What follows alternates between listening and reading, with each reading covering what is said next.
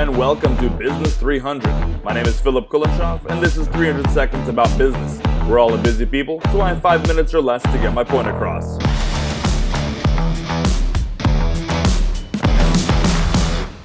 Episode 30 of Business 300. 3-0 of 300. This one's gotta be good. Some of us have a tendency to hold on dearly to what we know, the way we do things, and what we're used to. Ideas and habits have a way of getting stuck with us.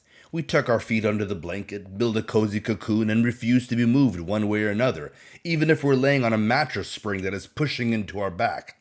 Pretty soon, the blanket becomes a patch of hardened cement, no longer as appealing as it once was, but holding us in place even stronger than before, all with excruciating back pain.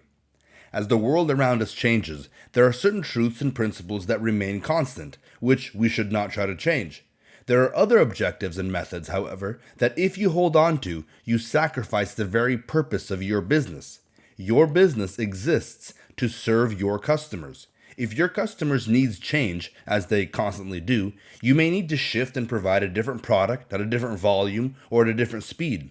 If you refuse to change to serve your customers for the sake of your comfort zone, you'll get what you want, your comfort zone and no customers.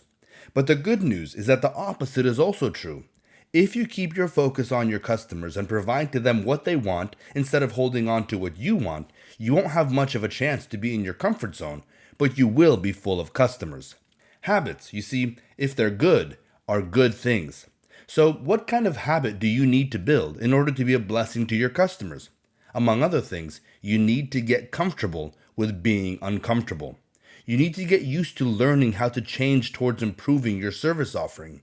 Changes at times are awkward and feel strange. You might be okay with swallowing a few changes, thinking that they will eventually stop. But I'll break it to you.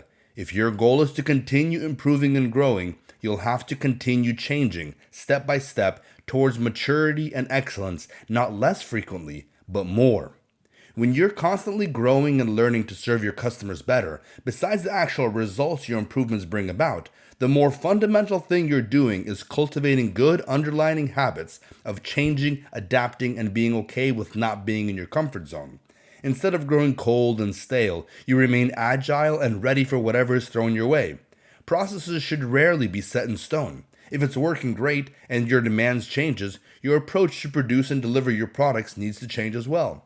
You're in the business of serving customers, and that means you need to get used to being uncomfortable. When you realize that as a business owner or manager, you need to be agile and alert, ready to adapt, change, and grow, you might be tempted with discouragement. Constantly uncomfortable sounds exhausting. You're telling me I'm never going to catch the wind and sail effortlessly?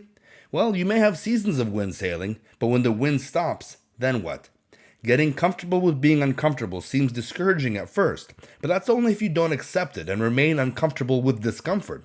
If you acknowledge and accept that as a business manager, you need to be growing, adapting, learning, and changing, you realize that you're in this for the long haul. Your personal maturity and that of your business is not a 3-month stint. If you know that tomorrow, the day after that, and every day from here on out are going to be challenging, your perspective should adjust and your approach to every problem should reflect it. You don't need to freak out every time a problem happens, a customer complains, or an employee quits. It's all part of the game. You evaluate, adjust, and do better the next day. Being comfortable with being uncomfortable is not a lifestyle of constant chaos, running around like a chicken with his head chopped off. It's a lifestyle of composure under pressure, constancy in stress, and conviction through difficulty. Accept the challenge of managing a business not with resentment, but with laughter. Get comfortable with being uncomfortable.